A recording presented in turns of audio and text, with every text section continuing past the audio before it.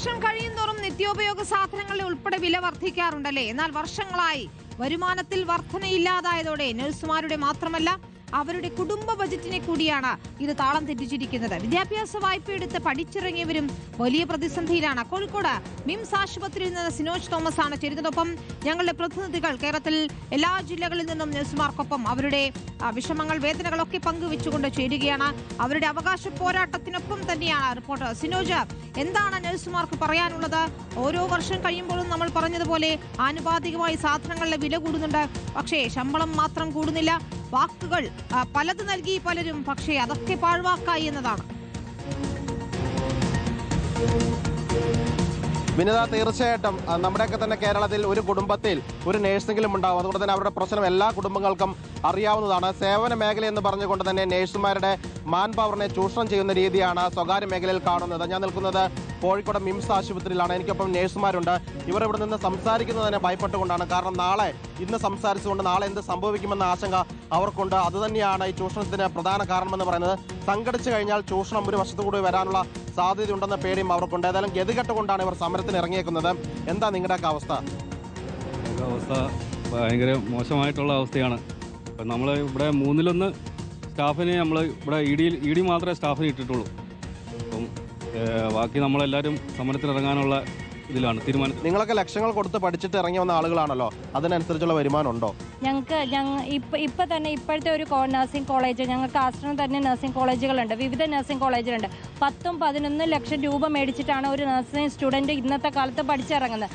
നഴ്സുമാർക്ക് വിലയില്ല, പക്ഷേ നഴ്സിംഗ് സ്റ്റുഡൻസിന് വിലയുണ്ട്. അതുകൊണ്ടാണല്ലോ അവർ 11 ലക്ഷം രൂപ മേടിച്ചിട്ട് പഠിപ്പിച്ചിറങ്ങുന്നത്. പക്ഷേ തുച്ഛമായ വേതന 20,000 രൂപ ബേസിക് സാലറി ആക്കിക്കൊണ്ട് മാക്സിമം സാലറി കുറച്ചുകൊണ്ടിട്ടുള്ള സാലറിയാണ് ഞങ്ങൾക്ക് തന്നുകൊണ്ടിരിക്കുന്നത്. ഇപ്പോഴത്തെ കാലത്ത് ഗ്യാസിനായിക്കോട്ടെ, പാലിനായിക്കോട്ടെ, ഈവൻ ഒരു മെഡിസിന് പോലും മേടിക്കണമെങ്കിൽ നമ്മുടെ വീട്ടിൽ പേരൻസ് ഉണ്ട്, അങ്ങനെ പുറത്തു പോയി ജോലിയെടുക്കാൻ പറ്റാത്ത സാഹചര്യമുള്ളവരുണ്ട്. അവർക്ക് പോലും ജീവിക്കാനുള്ള സാഹചര്യം ഇന്ന് നമ്മുടെ നാട്ടിലില്ല.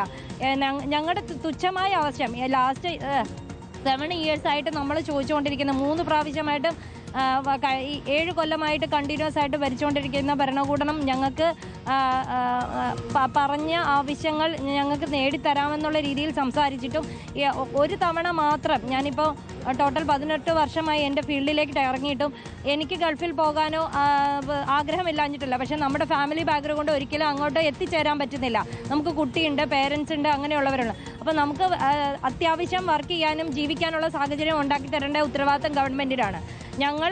ഞങ്ങൾ ഇത്രയും ലക്ഷം രൂപ കൊടുത്ത് പഠിച്ചിറങ്ങുന്ന സമയത്ത് ഞങ്ങളുടെ ബേസിക് ആവശ്യം 40,000 രൂപ എന്നുള്ളതാണ്.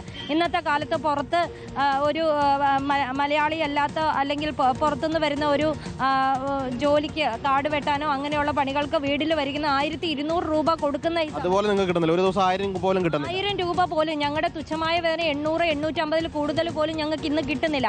ജയിലിൽ പണിയെടുക്കുന്ന ഒരാൾക്ക് പോലും ഇപ്പോൾ 1,000-ന് മേലെ സാലറിയുള്ള ഈ കാലത്ത് ഞങ്ങളുടെ ഒരു ദിവസത്തെ വേതനം 1,200 രൂപ എന്നുള്ള ഒരു ആവശ്യം മാത്രമേ ഞങ്ങൾ ആവശ്യപ്പെടുന്നുള്ളൂ.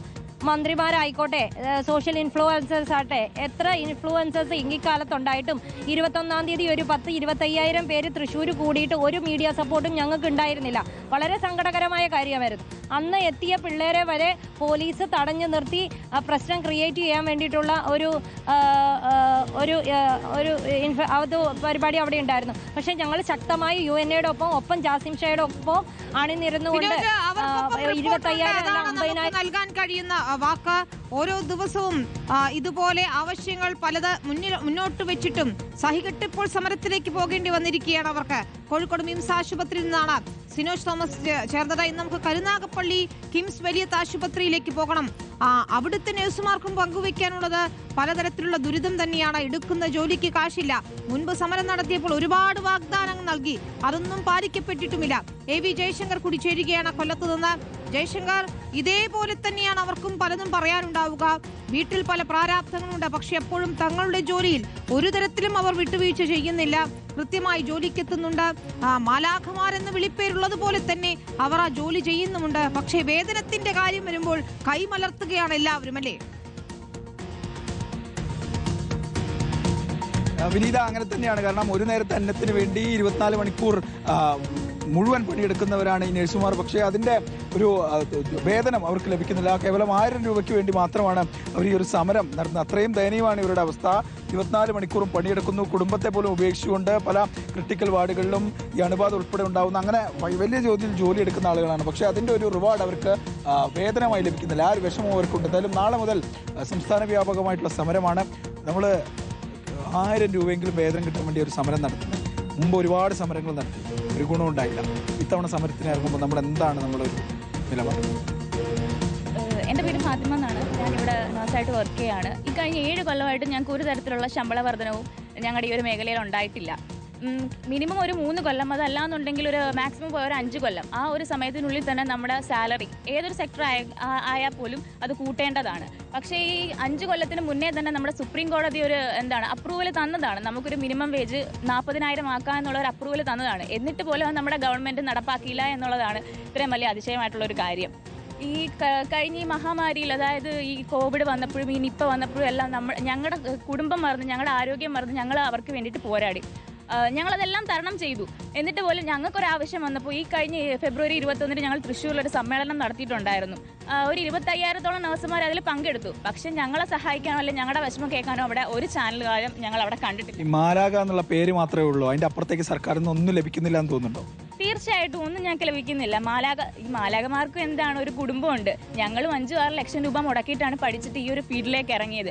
പലരും ലോൺ എടുത്തിട്ടും കടം വാങ്ങിയിട്ടും ഒക്കെ തന്നെ ആയിരിക്കും ഇപ്പൊ ഇവിടെ വരെ വന്നിരിക്കും. ഈ പുറത്ത് പോയി കഴിഞ്ഞാൽ ബെറ്റർ ഓപ്പർച്യൂണിറ്റി കിട്ടുന്നുണ്ട്, നല്ല കാശ് കിട്ടുന്നുണ്ട്. അപ്പം അങ്ങനെ നോക്കേണ്ട ഒരു അവസ്ഥയിലാണോ നിങ്ങൾ? തീർച്ചയായിട്ടും ഇതിങ്ങനെ തന്നെ മുന്നോട്ട് പോകാന്നുണ്ടെങ്കിൽ പലരും ഇപ്പം ഇവിടുന്ന് പോയവർ തന്നെ അത് തന്നെ ആയിരിക്കും ഉദ്ദേശിച്ചിട്ടുള്ളത്. നമ്മുടെ കേരളത്തിൽ നിന്ന് കഴിഞ്ഞാൽ അവർക്കൊരു മാറ്റം ഉണ്ടാകാൻ പോകുന്നില്ല, നമ്മുടെ ലൈഫ് ഇമ്പ്രൂവ് ആവാൻ പോകുന്നില്ല എന്നുള്ള ഒരൊറ്റ ഉറപ്പ് ഇതായത് കൊണ്ടായിരിക്കും അവരെല്ലാവരും പുറത്തേക്ക് പോയിട്ടുള്ളത്. നാളെ മുതൽ എന്തായാലും ശക്തമായ സമരമാണ്, ആവശ്യങ്ങൾ നേടിയെടുക്കുന്നത്. തീർച്ചയായിട്ടും സത്യം പറഞ്ഞാൽ ഞങ്ങളുടെ സ്വന്തം അവകാശം നേടിയെടുക്കാൻ വേണ്ടിയിട്ടുള്ള ഒരു പോരാട്ടത്തിലാണ് ഞങ്ങൾ ഇപ്പോൾ ഉള്ളത്. അത് നേടിയെടുക്കും വരെ ഞങ്ങൾ പോരാടിക്കൊണ്ട് തന്നെ ഇരിക്കും. അതിനായിട്ട് ഞങ്ങൾ നാളെ മാർച്ച് 4 സെക്രട്ടേറിയറ്റിലേക്ക് തിരുവനന്തപുരത്തേക്ക് ഞങ്ങൾ എല്ലാവരും എത്തുന്നുണ്ട്. തീർച്ചയായിട്ടും ഞങ്ങളുടെ അവകാശം കൈവരിക്കുന്നത് വരെ ഞങ്ങൾ ഇത് മുന്നോട്ട് പൊക്കൊണ്ട് തന്നെ ഇരിക്കും. അതായത് വിനീത, ജീവിത പോരാട്ടത്തിന് വേണ്ടിയുള്ള സമരമാണ്, കുടുംബത്തെ നോക്കാനുള്ള സമരമാണ്. മാലാഖ എന്ന പേര് മാത്രമേ ഉള്ളൂ, അതിനപ്പുറത്തേക്ക് വേതനമൊന്നും മാലാഖമാർക്ക് നൽകുന്ന പോലെ ജീവിക്കാനുള്ള മെച്ചപ്പെട്ട ജീവിതം ഒരുക്കേണ്ടതുണ്ട്. അതിനുവേണ്ടി തന്നെയാണ് അവരുടെ പോരാട്ടം. മിനിമം വേതനം 40,000 രൂപയെങ്കിലും ആക്കണം എന്നതാണ് അവരുടെ ന്യായമായ അവകാശം. ഏതായാലും നാളെ അവകാശ പോരാട്ടം സെക്രട്ടേറിയറ്റ് മുന്നിലേക്ക് അവർ നടത്തുന്നു. വലിയ മാർച്ചിനാണ് ആഹ്വാനം ചെയ്തിരിക്കുന്നത്. സംസ്ഥാനത്താകെയുള്ള ഈ സ്വകാര്യ ആശുപത്രികളിലെ ഇത്രയധികം നഴ്സുമാർ പണിമുടക്കുമ്പോൾ നമ്മുടെ സ്വകാര്യ ആരോഗ്യ മേഖലയെ തന്നെ അത് താളം തെറ്റിക്കുമെന്ന കാര്യത്തിൽ തർക്കമില്ല. കൃത്യമായ ചർച്ച, ഇടപെടൽ